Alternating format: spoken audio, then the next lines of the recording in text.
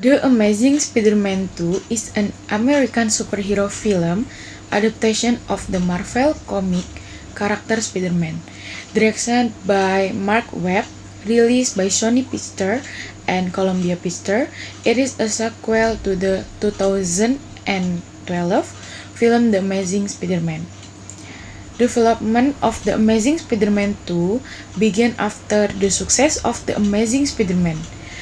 Deham, Giamatti, Jones, and Cooper were cast between December 2012 and February 2013.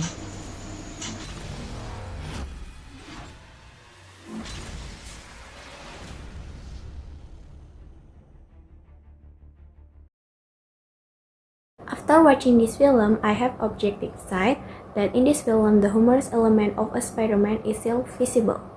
This factor is one of the main strengths of the Amazing Spider-Man 2 movie because the humorous element is one of the characters found in the Spider-Man comic version. Basically, Spider-Man is still a young boy who likes attention and likes a little show off. From there comes the fun mood of the Spider-Man character. Another thing that stands out from this film, in my opinion, is the emotional side and the feelings of relationship that feel much stronger than the first film. As if this film is a drama film mixed with elements of comedy and action. Rise of Electro show a series of intense action show, decorated with a lot of destruction and feel much more real. The special effect department worked closely with Daniel Mendel in the cinematography sector, successfully presenting fantastic slow-motion scenes. Plus the presence of Maestro Hans Zimmer and the Magnificent Six, who managed to bring out the epic and heroic feel of the film. So this movie is really worth watching and a lot of fun.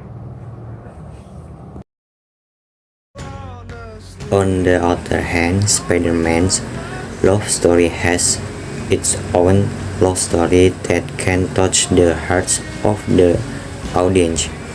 Because of their romance, their chemistry can reach the audience heart, but on the other hand, Spider-Fight story is full of emotion, including in the second part, where Gwen's lover also becomes a victim of Spider-Man's battle with his main enemy, Electro, the one that made Gwen die. This deeply moving story allows the two main characters to feel emotionally connected to each other.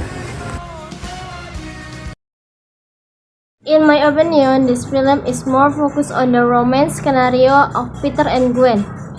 This is a superhero movie, not a rom-com. Repeat Spider-Man 3 mistakes.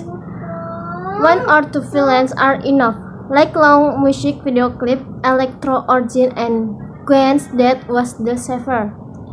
Solden Hardy release. Why do I say that? Because after watching this film featuring Jamie Foxx as Max Dillon aka Electro and Dan DeHaan as Harry Osborn aka Green Goblin, I finally realized that The Amazing Spider-Man 2 is a film release, the most disappointing live-action Spider-Man so far. Actually, there are a lot of aspects that factored in the destruction of this film. However, the main negative aspect of this film is that the film focuses more on the continuation of the complexity of the romance between Peter Parker and aka Spider-Man with Gwen Stacy. Thank you.